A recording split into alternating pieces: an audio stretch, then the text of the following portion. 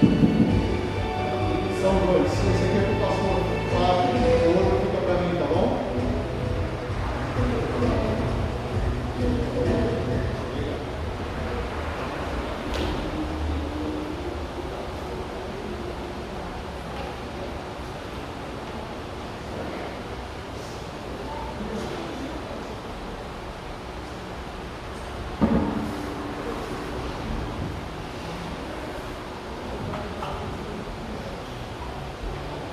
Amém. A graça e a paz do Senhor Jesus seja com todos. Uma alegria estarmos aqui reunidos nesta manhã para louvarmos e agradecermos o nome do Senhor. Eu quero dar um bom dia também para você que nos acompanha pela internet, a Igreja Bíblica Brasileira, hoje em Suzano. Eu sou o pastor Fábio Noveleto, da congregação do Beija-Flor.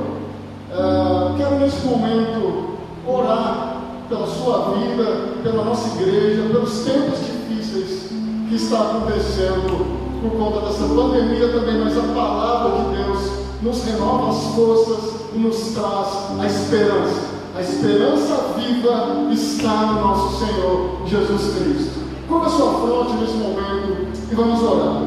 Senhor Deus e Pai, nós te louvamos, te agradecemos por mais esta oportunidade de estarmos aqui reunidos em teu nome, Senhor. Obrigado porque a tua palavra é viva, eficaz, fala aos nossos corações nessa manhã, Pai.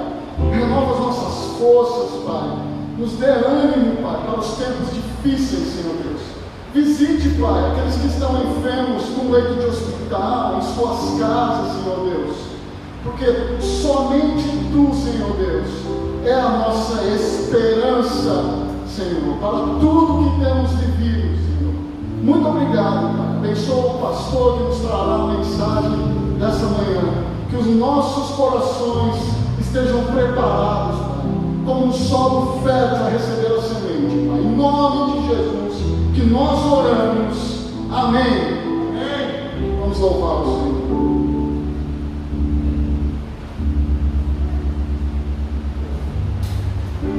Aleluia. Graças a paz, igreja. Amém. Você que está aqui nessa manhã, você que está online, Deus abençoe a sua vida. O Espírito Santo presente em você nesse momento. Que a graça do Deus vivo esteja sobre você, sobre a tua família. Você presente, você online, perante a presença do Senhor.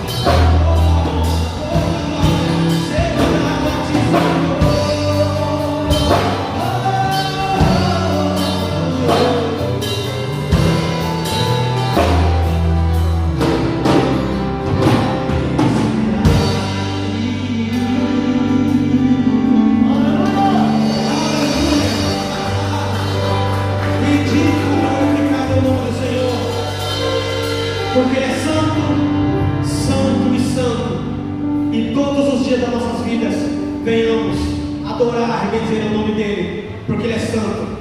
Todos os dias, Senhor. Aleluia.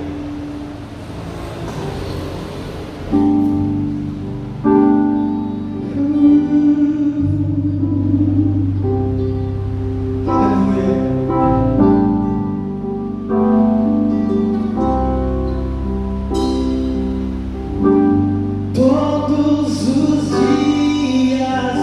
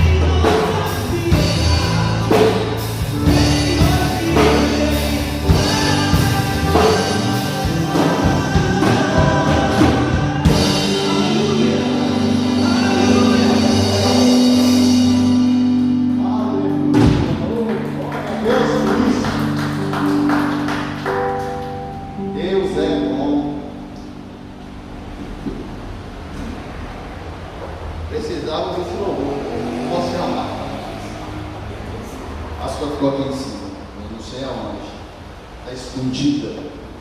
Eu precisava desse louvor, não que eu não o saiba, eu bem eu sei, mas é bom lembrar que Deus em nossas vidas, Ele vem reinar o homem.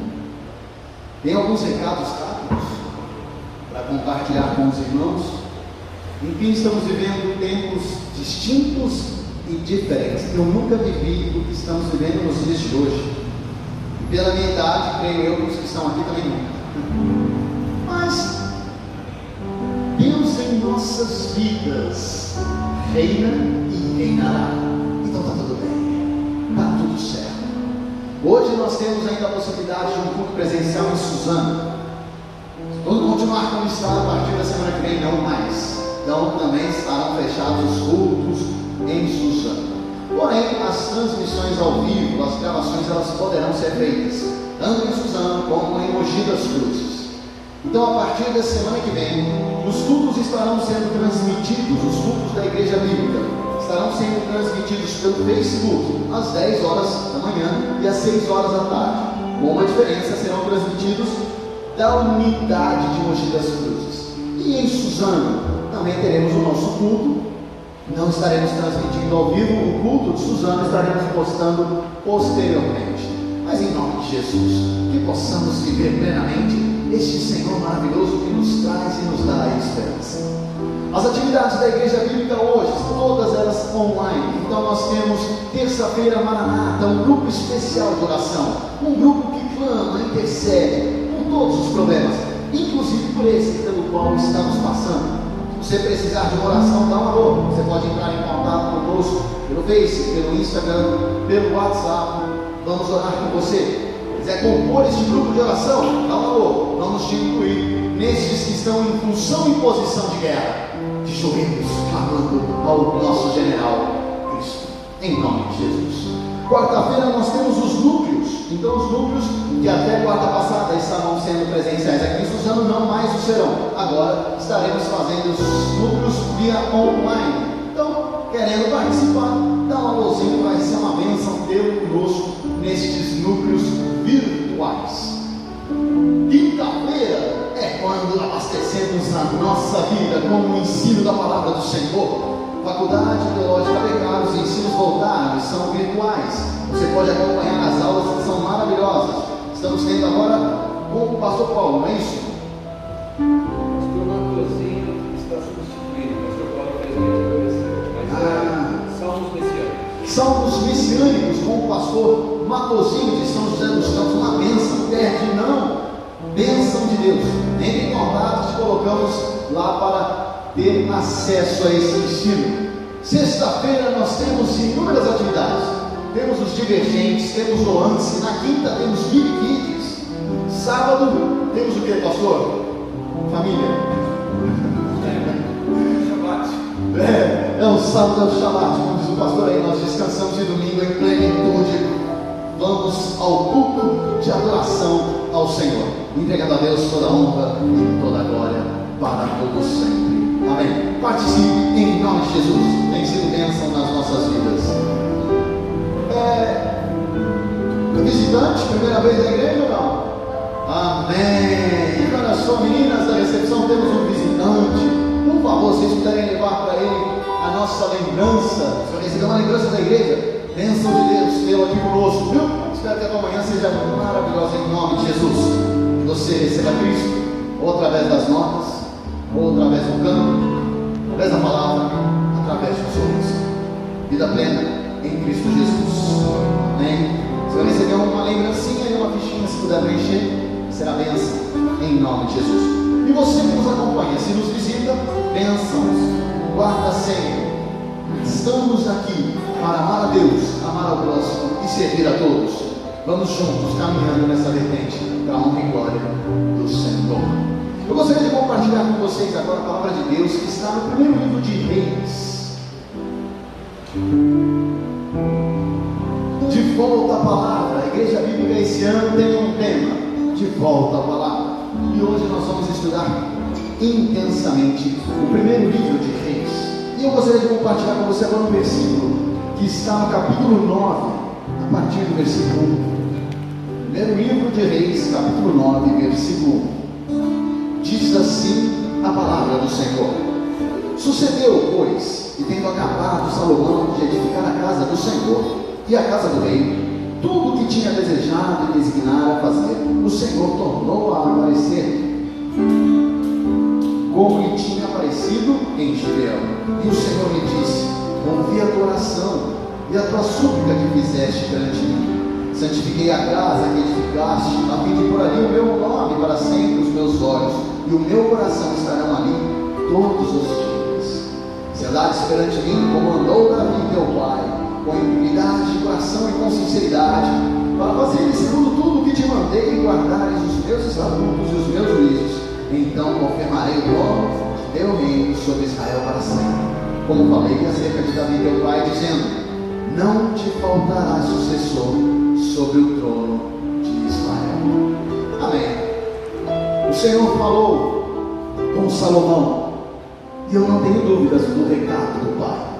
Se andares comigo, se te atentares para aquilo que te falo, e caminhares com o meu Espírito, estarei contigo, e o teu trono permanecerá para todo sempre, e nunca te faltará. Nós agora vamos participar do momento das ofertas na casa do Pai. Mateus 23, 23. Depois você pode olhar lá. Jesus fala sobre as ofertas, sobre o entregar a Deus. Lá Cristo fala claramente que de que me adiantam os sacrifícios se não tiver a entrega sincera. Não me adianta de nada. Mas claramente Cristo dá valor para o momento das ofertas, dos dízimos. É pedido do Pai. Por que pedido do Pai? Porque nós somos livres, e livres seguimos para andar segundo os estatutos do Pai, ou não. Se caminharmos segundo o desejo do nosso Senhor, Ele estará conosco para todo sempre. Caso contrário, meu irmão, você corre um risco sério de se afastar do Senhor e não enxergar em cada detalhe da vida a grandiosidade do nosso Pai. A igreja precisa das tuas ofertas, do teu dízimo, do teu colaborar, porque é através disso que nós alcançamos o necessitado, abastecemos o faminto. É através dessa colaboração que a igreja se mantém em pé. Então, meu irmão, nós vamos orar agora pela tua vida financeira e por este ofertar. Entrega, mas com liberdade de coração. E se porventura você que nos acompanha, ou vocês que estão aqui, estiverem passando por alguma necessidade, nos procure. Não sei o teu real, o que te faz necessário, não sei das nossas possibilidades, mas como família, vamos caminhar contigo, em nome de Jesus. Pai, nós te agradecemos pela tua misericórdia, pela amplitude que tem nos dado, caminhar contigo. A provisão, Senhor, é certa e incontestável, segundo após segundo tem nos dado pão e da água, tem nos dado muito mais, e te agradecemos por isso. Guarda-nos, Senhor, para que não venhamos a nos afastar do teu querer, e caminhemos, ó Pai, dia após dia, segundo os teus estatutos, para que possamos viver, Senhor, na liberdade plena, o contentamento e a adoração ao teu nome. Guarda cada um dos que estão aqui, Senhor, dos que nos acompanham, ser com eles, na área das finanças, na área do emprego, Senhor, mantém firmes no labor, mantém firmes, ó Pai, na empreitada, traz discernimento para que eles saibam usar cada valor que vierem a receber. E agora, Senhor, que as ofertas levantadas venham a ser usadas para te adorar e te bendizer, que possamos alcançar aqueles que estão distantes, ó Pai, de ti, e aí trazê-los para que num só povo, numa só voz, venhamos a te adorar. Em nome de Jesus, Senhor, que nós oramos. Amém. Vocês que estão aqui podem trazer as ofertas e depositar no meu outro laço. Você que nos acompanha, você pode depositar na conta da igreja, você pode fazer uma transferência normal, você pode fazer um Pix. Qualquer dúvida, entre em contato, mas não perde a oportunidade de se alegrar no Senhor no entregar.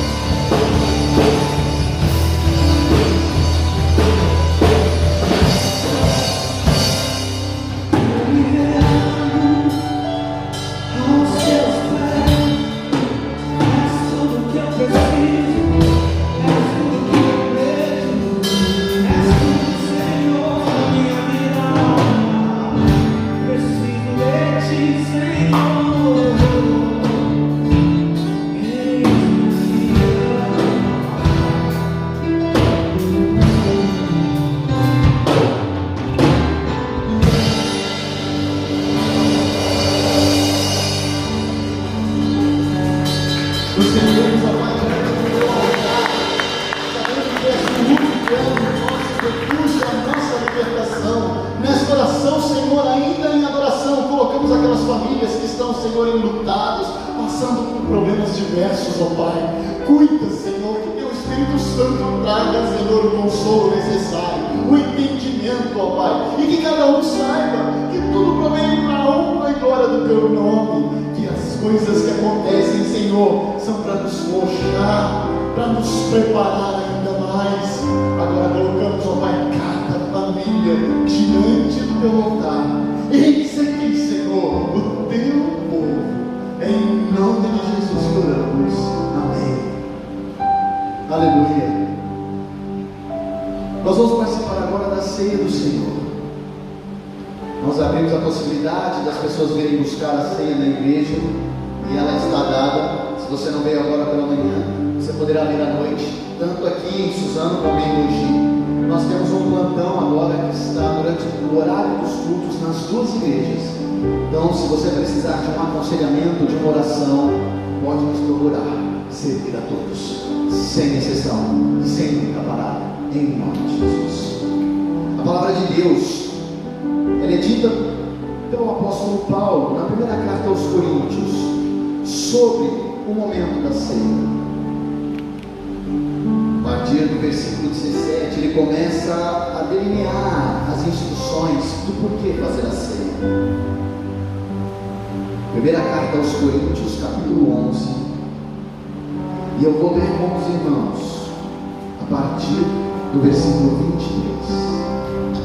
Diz assim a palavra do Senhor: porque eu recebi do Senhor o que também vos entreguei, que o Senhor Jesus, na noite em que foi traído, tomou o pão, e tendo dado graças, o partiu e disse: isto é o meu corpo, que é dado por vós. Fazei isto em memória de mim. Por semelhante modo, depois de haver ceado, tomou também o cálice, dizendo: este cálice é a nova aliança no meu sangue. Fazei isto todas as vezes que o beberdes, em memória de mim. Porque todas as vezes que comerdes este pão e beberdes o cálice, anunciais a morte do Senhor até que Ele venha. Amém. Nós estamos fazendo a ceia hoje. Para aqueles que vieram na igreja, eles têm o pão e o suco. Você que está em casa poderá também compartilhar deste momento conosco, com um copo de suco, enfim, com um pão, com uma bolacha. Porque os elementos eles vêm para fazer uma representação daquilo que Cristo fez, da primeira vinda do nosso Senhor e Salvador, o pão. Porque quando Cristo veio, Ele foi maltratado, humilhado e subjugado, lançado na cruz, colocado com os malfeitores, pagando o preço, e um preço alto. Quando comemos o pão, relembramos deste sacrifício. Quando comemos o pão, relembramos que o Senhor, mesmo sendo tudo, se fez nada, mesmo tendo todo o poder, se esvaziou para nos servir. E isso tem que ser feito com integridade, com amplitude de verdade. Se você continuar nas instruções de Paulo, você vai ver que ele pede para que cada um, antes de participar da ceia, se conserte. Peça perdão dos teus erros, refaça o teu caminho, mas se conserte perante o Senhor. E então participe deste momento, que hoje é feito por homens, mas chegará o dia em que o nosso Redentor levantará o braço, e juntos com Ele daremos glórias a Ele. Por agora, somos nós, mas haverá o dia em que faremos glória do Senhor. Então eu te convido agora a fazer uma oração, e depois iremos participar deste momento da ceia, aonde vamos celebrar o sacrifício do nosso Mestre Jesus. Pai, muito obrigado, porque desde quando houve o pecado no jardim do Éden, ali o Senhor já havia dito que haveria de vir um descendente que seria eleito rei, porque era rei, que seria então vivenciado como rei, porque era rei, e este então nos levaria para a vitória.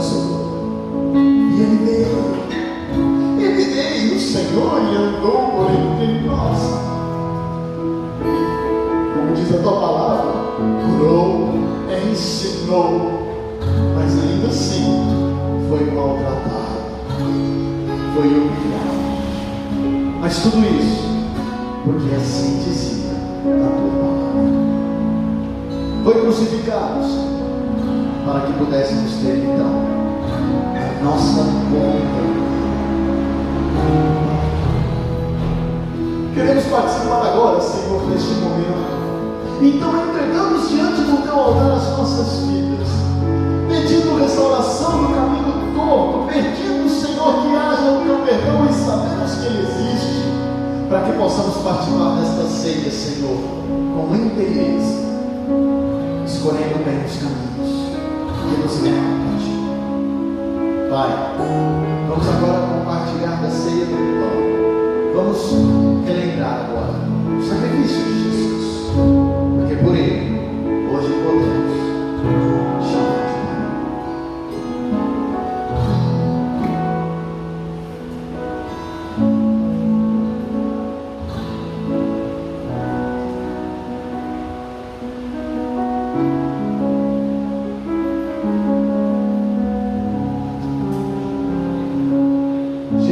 Então, antes de partir para a cruz, reunido com os seus discípulos, pegou um pão, partindo o pão, entregou um pedaço para cada um, e disse que aquele pão representava o seu corpo, que por nós seria maltratado, que pudéssemos fazer isso sempre, relembrando do sacrifício de Cristo.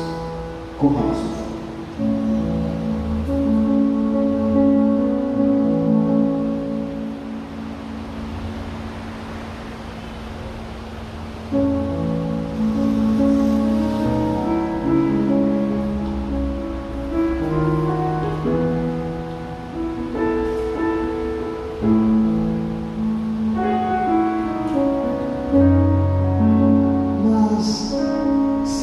Tivesse parado ali no pão, algo estaria incompleto, não teria sido cumprida a palavra, porque a palavra dizia que depois da crucificação, no terceiro dia ele voltaria, ressurreindo, vencendo a morte, e aí declarando efetivamente a vitória de Cristo.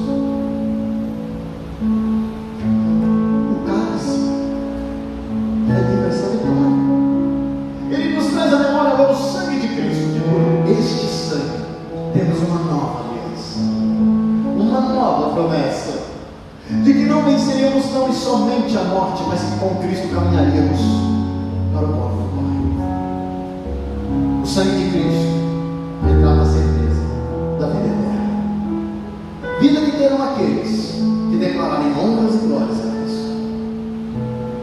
Depois de ter compartilhado do pão, Cristo relembrou a todos: dando glória, que virá pelo sangue, tomamos o cálice.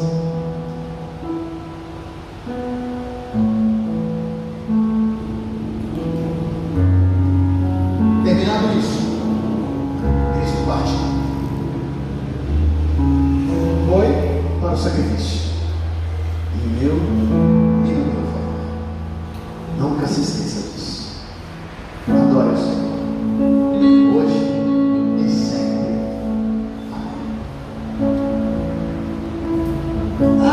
Ainda que a figueira não floresça e não haja verde, e o povo da terra toda vida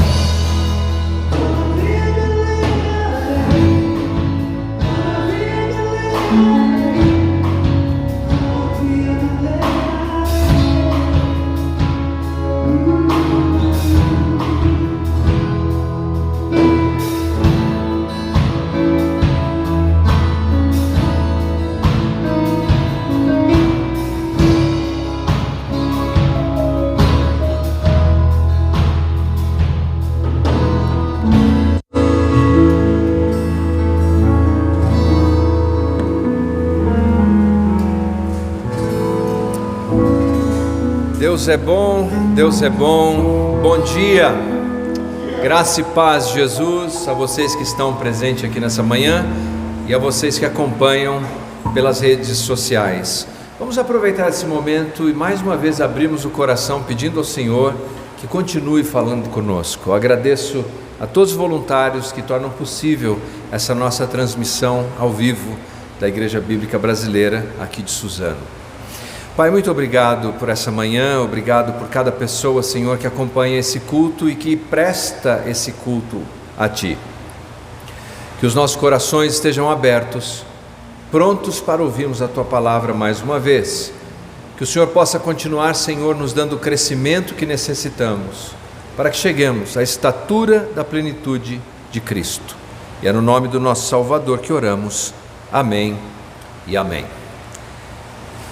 Agradeço a Deus pela oportunidade de estar com vocês aqui. A gente sempre valoriza mais quando as situações ficam difíceis, não é? E dizem que a escassez faz você valorizar mais. E quando nós olhamos para a certeza de que por 2 semanas consecutivas, pelo menos, queira Deus seja apenas isso, não teremos a oportunidade de fisicamente nos congregar, causa uma dor. Assim como causa uma dor de amigos queridos que já não temos visto por um tempo, porque entendem que fazem parte de um grupo de risco e que precisam se preservar nesse momento. Se você é um deles, está acompanhando, quero que você saiba que nós sentimos saudade de estar com você. E continuemos orando, não é? Para que tudo isso passe. Bom, vamos lá, vamos falar da nossa mensagem de hoje que se encontra no primeiro livro dos Reis. Eu vou pedir aqui, até aqui eu posso ir, me diz, dá para ver aqui, Paulinho? Dá? Obrigado. Conhecem esse brasão? Reconhecem o brasão? Reconhece o brasão? Brasão? Pode chutar, não tem problema. Alguém quer chutar? Ok, isso, exatamente. Nosso professor de história aí, ó, isso.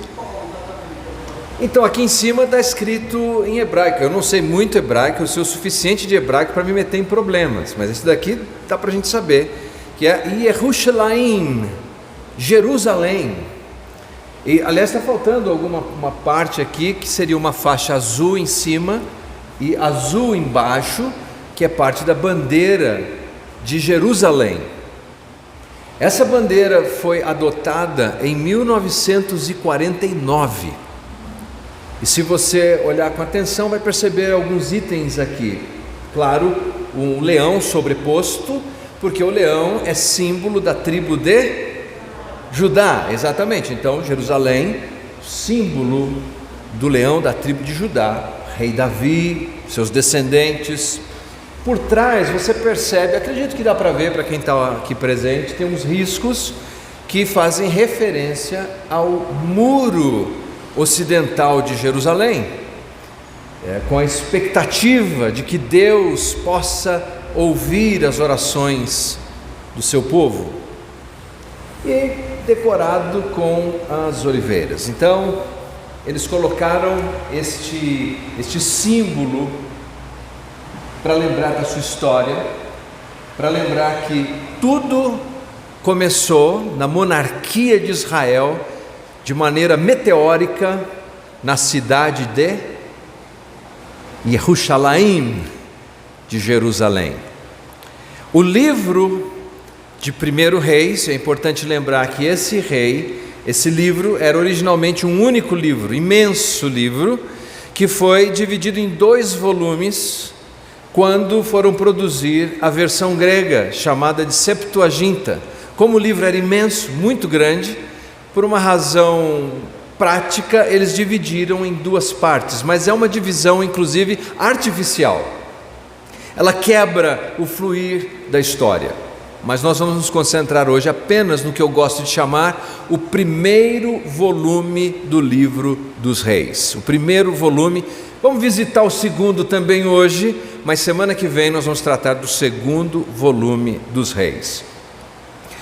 Como podemos considerar esse livro para termos assim um mapa mental disso? Como é que podemos olhar para o livro e ter uma ideia geral do que acontece? Eu gostaria de brevemente, não vou me estender muito na mensagem, mas brevemente propor que existem 3 divisões principais no primeiro volume. A primeira parte é Salomão. Do capítulo 1 até o capítulo 11, a história gira em torno desse descendente de Davi chamado Salomão. Jerusalém é a cidade da paz, e Salomão é o homem da paz. Um homem que foi enviado para reger Jerusalém com paz. E ele cumpriu essa parte do seu dever, sem dúvida alguma. A segunda parte do livro é a divisão. Então, a primeira parte, Salomão. A segunda parte, divisão, porque o reino vai ser dividido entre reino do norte, com 10 tribos, reino do sul, com 2 tribos, sendo que Judá vai receber a proeminência, era uma tribo maior, e o reino fica conhecido como o reino de Judá, absorvendo a tribo de Benjamim. E a terceira parte do livro é confrontação. Vamos ver se memorizamos? A primeira parte do livro é Salomão. A segunda parte do livro, divisão. E a terceira parte do livro, confrontação. O que é a confrontação? É que Deus passa de uma maneira exponencial, aumentando o número de profetas. Os profetas são enviados por Deus como guardiões da aliança que Deus fez com o seu povo. A palavra profeta, mesmo na sua origem, não carrega apenas a ideia de alguém que fica falando do futuro. Há um equívoco nisso. Hoje não é raro alguém imaginar, não, eu vou conversar com fulano que ele é um profeta, porque ele vai falar alguma coisa do meu futuro. Na Escritura Sagrada não é assim. A Escritura Sagrada, o profeta é um porta-voz, ele fala em nome de alguém. Aqueles que têm mais ou menos a minha idade vão lembrar que na época que o então presidente Tancredo Neves estava hospitalizado, todos os dias tinha um boletim médico e vinha um porta-voz da presidência, anunciando qual era a situação, o quadro clínico do presidente. O profeta é isso, ele é um porta-voz. Majoritariamente ele não fala do futuro. Majoritariamente ele fala da história, a aliança, a escritura, a revelação, do presente, o que está acontecendo agora, a necessidade de arrependimento, e uma pequena parte ele aponta para qual será a consequência da desobediência ou da obediência. Em outras palavras, o profeta de Deus não é um adivinho, não é alguém que fica fazendo algum tipo de adivinhação, é alguém que diz, olha, Deus estabeleceu isso como a sua aliança, vocês estão vivendo isso, se obedecerem no futuro a consequência é essa, se desobedecerem a consequência é aquela. Estamos na mesma página? Se estamos na página da Bíblia. Essa é a definição bíblica da situação. Bom, Deus levanta esses profetas para confrontar depois da divisão, especialmente depois da divisão, e os 2 mais destacados profetas que não escreveram livros que temos na Bíblia foi o profeta Elias e o profeta Eliseu. Vamos falar sobre Salomão. Abra sua Bíblia, por favor, eu creio que há um texto muito interessante logo no início dessa história, no capítulo 2. Depois nós vamos visitar o capítulo 1, mas no capítulo 2 é bastante interessante. O rei Davi está no final da sua vida. Se você se lembra do segundo volume do livro de Samuel, você se lembra que lá há um registro das últimas palavras de Davi. E aqui de novo nós temos as últimas palavras de Davi. Porém, o que nós temos é como se pudéssemos imaginar uma série. A série não faz assim uma recapitulação, diz, vimos no último episódio. É mais ou menos isso. Aqui o autor, provavelmente Jeremias, o profeta Jeremias, apanha a história e diz, olha, tem algumas coisas da palavra de Davi que não estão registradas em 2 Samuel, e aqui são elas. Veja o que ele diz para o seu filho Salomão. Versículo 2: Vou seguir o caminho de todos os homens mortais. Seja corajoso, porta-te como um homem. Observa os preceitos do Senhor teu Deus, anda em seus caminhos, guarda os seus estatutos e mandamentos, normas e decretos, como estão escritas na lei de Moisés. Assim serás bem-sucedido em tudo que fizeres, em todos os teus projetos. Até aqui é o suficiente. Note que Davi, ao chegar ao final da sua vida, ao ocaso da sua vida, ele faz o que fez Moisés. Moisés, antes de falecer, chamou seu sucessor Josué e disse: seja forte, seja corajoso, e na linguagem de hoje, obedeça ao Senhor. Isso é ser forte, isso é ser corajoso. Josué, por sua vez, quando chega no final da sua vida, faz o quê? Reúne o povo e diz a eles: sejam fortes, sejam corajosos e obedeçam a palavra do Senhor. E aqui nós temos Davi, já idoso, depois de reinar por 40 anos, depois de ter sido considerado o matador de gigantes, depois de ter falhado e fracassado na vida, depois de ter passado o diabo na casa dele, por conta da rebeldia do seu filho, rebeldia essa que ele mesmo plantou. Ele chama agora o sucessor e diz assim: você precisa ser forte, forte para obedecer a Deus, corajoso para obedecer a Deus. Eu gosto da maneira como Davi diz na parte C do versículo 2, ele diz assim: porta-te como um homem, seja homem. Há uma diferença enorme do que a sociedade atual define do que é ser um homem, do que é ter hombridade, e aquilo que a palavra de Deus nos diz que é ter hombridade.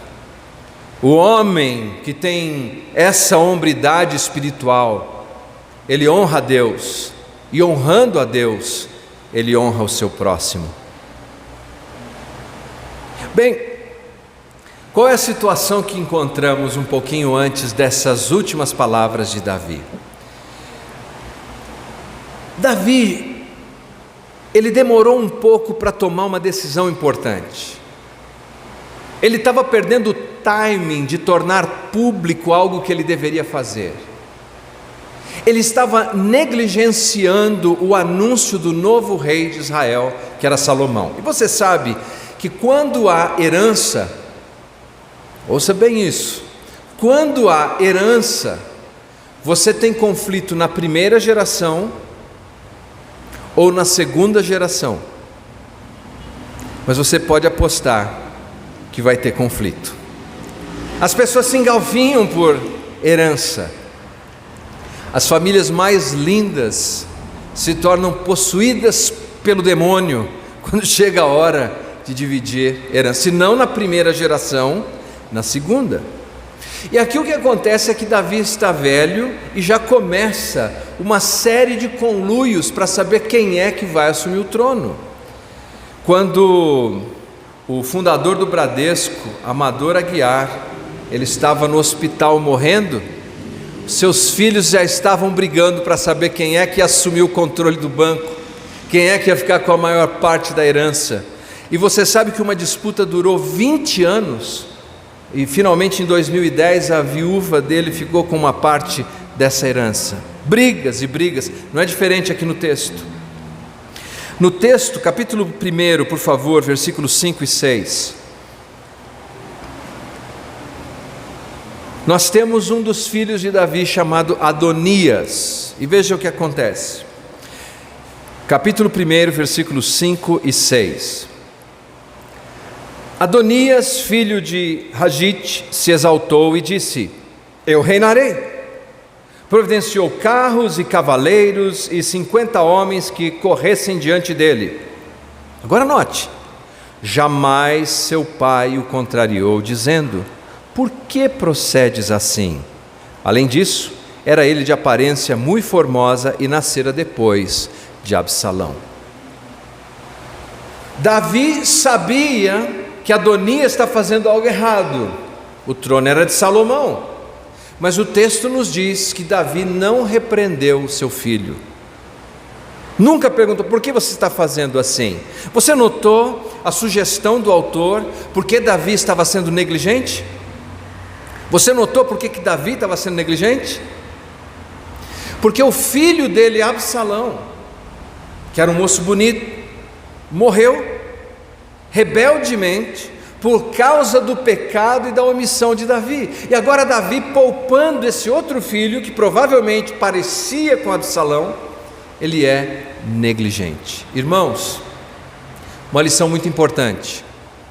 A lição é a seguinte: o diabo não precisa de franca rebeldia para causar danos à nossa vida, para dividir a nossa casa, para dividir uma igreja, para dividir o nosso ambiente de trabalho, para dividir a nossa sociedade. O diabo precisa simplesmente de negligência. Negligência. É por isso que mais tarde a Escritura vai dizer: quando sabemos que devemos fazer o bem e não fazemos o bem, isso é um pecado de omissão. E a pergunta que cada um de nós deve fazer nesse momento é: o que é que está faltando aqui? Que área da minha vida eu não estou sendo rebelde, mas eu estou sendo negligente? Eu deveria estar fazendo, mas não estou.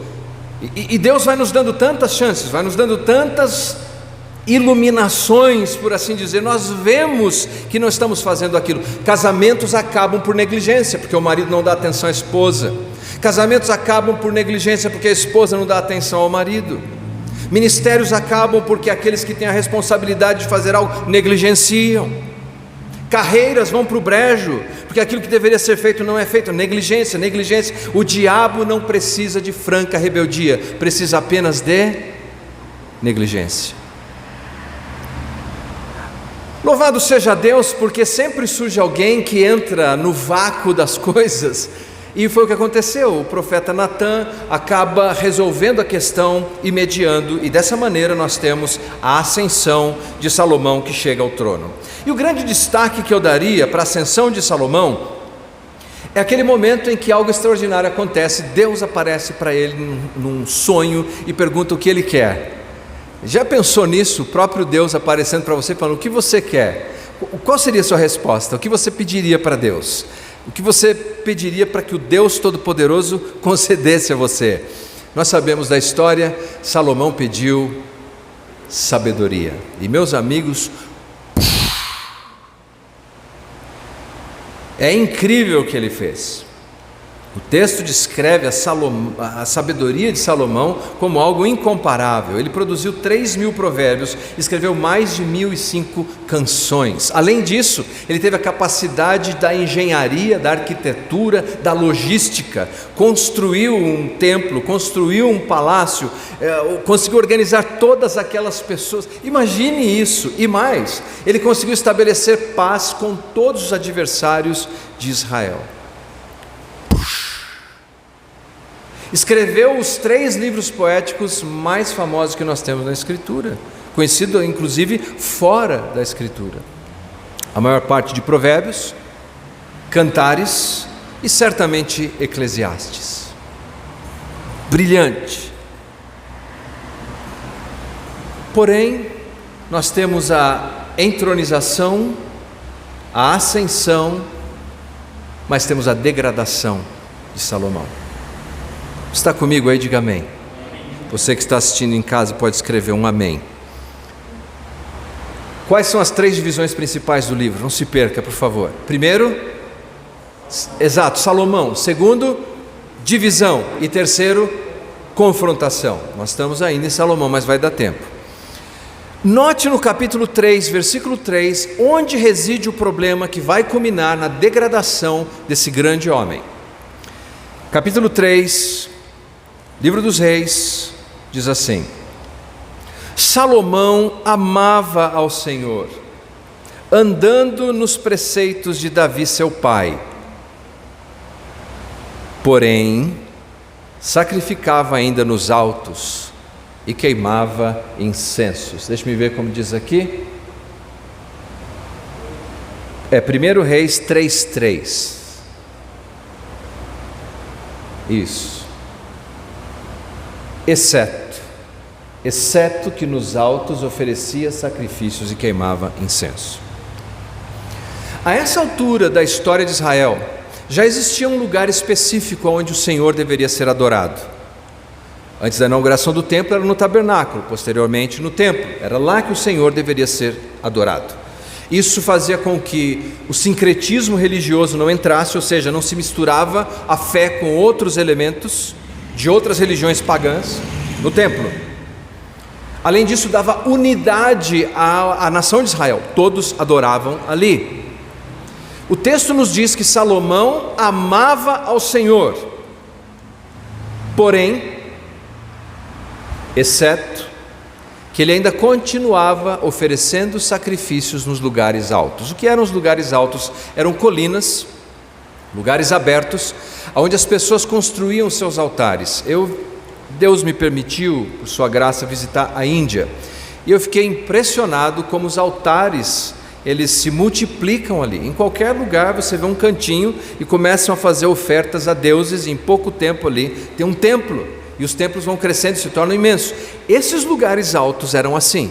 Alguém começava a cultuar um falso deus cananeu, oferecendo incensos, oferecendo ofertas, oferecendo o seu culto. Salomão frequentava esses lugares.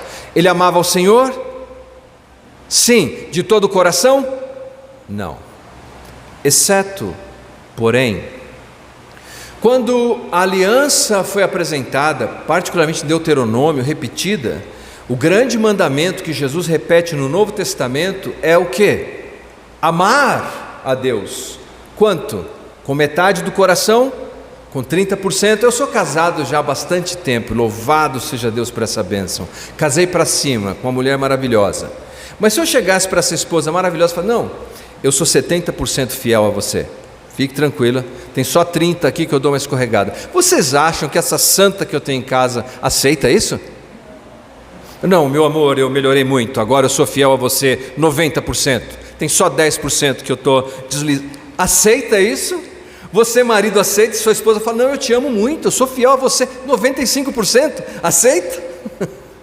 Porque achamos que Deus deve aceitar isso. Salomão amava a Deus, mas não de todo o coração, e é isso que abriu o exceto, o porém.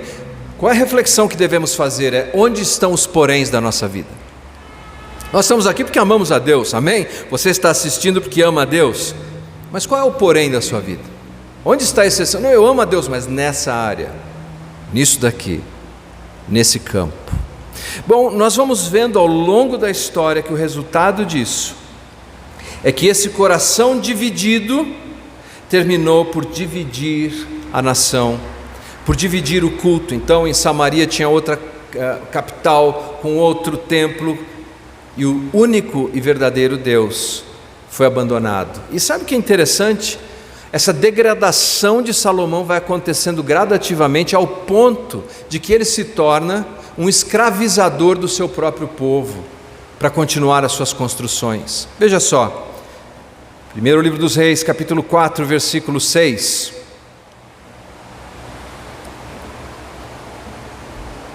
Aizar, mordomo, Adonirão, filho de Abdá, superintendente dos que trabalhavam forçados.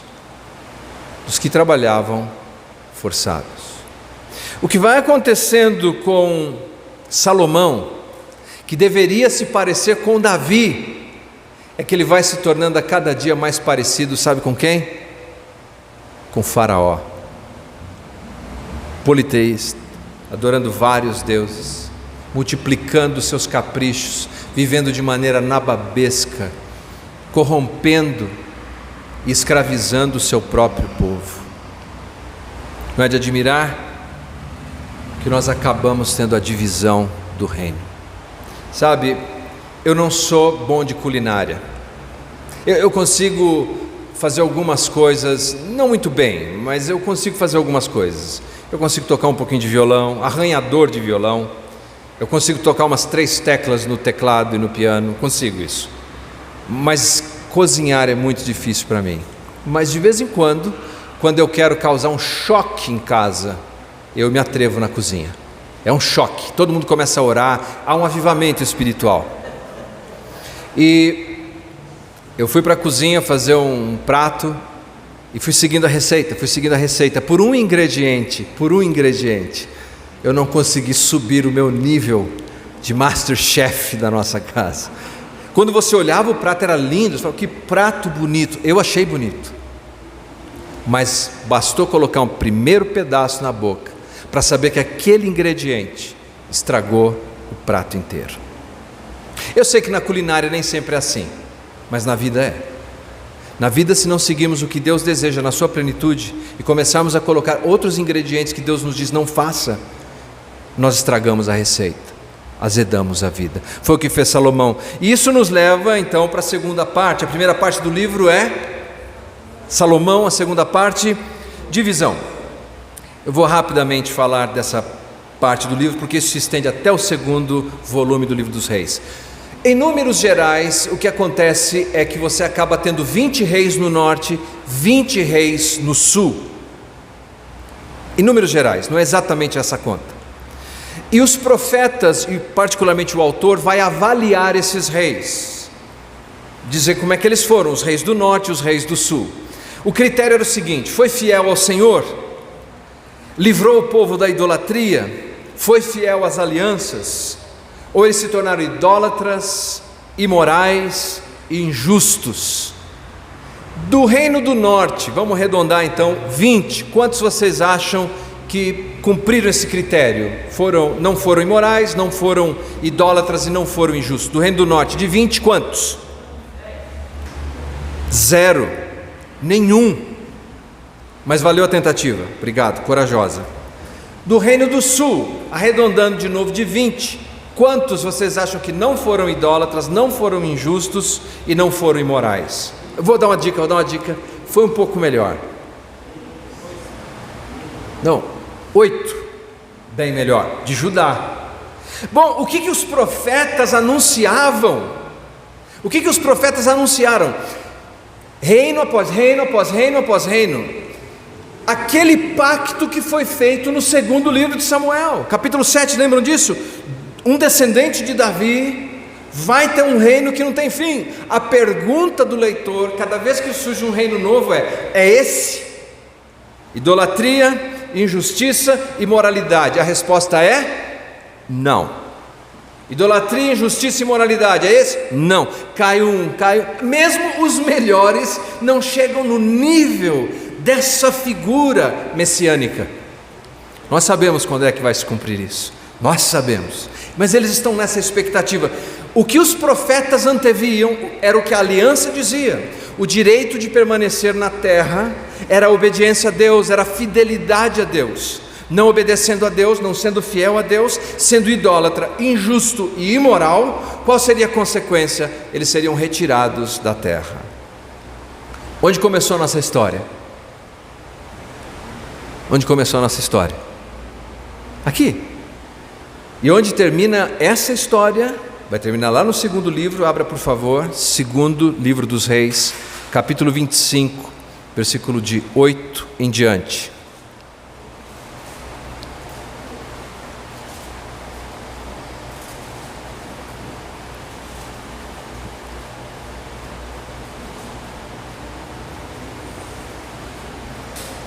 No 7º dia do 5º mês do ano 19º de Nabucodonosor, rei da Babilônia, Nebuzaradã, chefe da guarda e servidor do rei da Babilônia, veio a Jerusalém, queimou a casa do Senhor e a casa do rei, como também todas as casas de Jerusalém. Também entrou as chamas todos os edifícios importantes. Todo o exército dos caldeus que estavam com o chefe da guarda derribou os muros em redor de Jerusalém. A história começa com uma Jerusalém em glória. A história começa com o templo do Senhor sendo edificado e a presença de Deus ali enchendo o templo, como aconteceu no tabernáculo.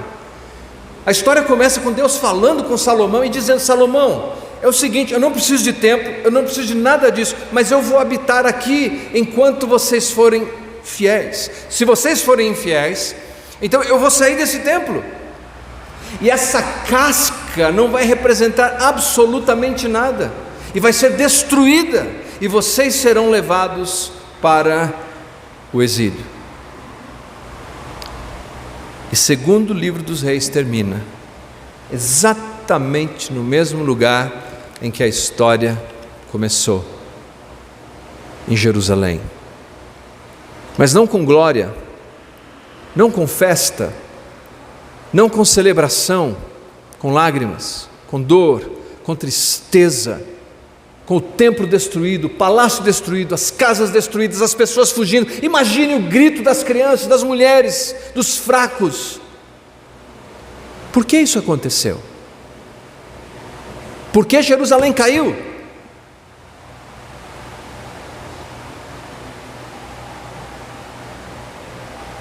Porque abandonou o seu Deus. Por que trazemos tanta miséria para as nossas vidas? Não estou falando de teologia de prosperidade, não. Estou falando de miséria de alma, de coração. Eu estou dizendo de miséria de culpa. Estou dizendo de olhar no espelho e já não mais se reconhecer. Por quê? Porque abandonamos o Deus que tanto nos ama. Dizem que a história se repete porque ninguém quer ouvir a história. Muitos anos depois o templo foi reerigido e Jesus estava diante de Jerusalém novamente. E o que fez Jesus diante de Jerusalém? De novo, o mesmo lugar. Jesus chorou. Ele disse: Jerusalém, Jerusalém, que mata os seus profetas. Quantas vezes eu quis arrebanhar você, eu quis guardar você como uma galinha guarda os seus pintainhos. Vocês não quiseram. E novamente, no ano 70, Jerusalém é destruída. O que essas histórias nos dizem? Voltemos para o Senhor, voltemos para o Senhor. A grande lição que temos no primeiro livro dos Reis, particularmente na maior parte, que é a história de Salomão, eu espero que isso fique gravado em nossas mentes e corações. De nada vale uma mente sábia com um coração infiel. De nada vale uma mente sábia com um coração infiel. E o que será que acontece com Israel? Será que acabou a história aqui? Será que ainda há uma esperança? Vamos ter que terminar segundo Reis, Crônicas e ver o que Deus tem para eles. Nós sabemos, aquela promessa feita lá em 2 Samuel, de que um descendente de Davi viria, se cumpriu. Ele veio e ele é a nossa esperança. Vamos orar? Fique em pé.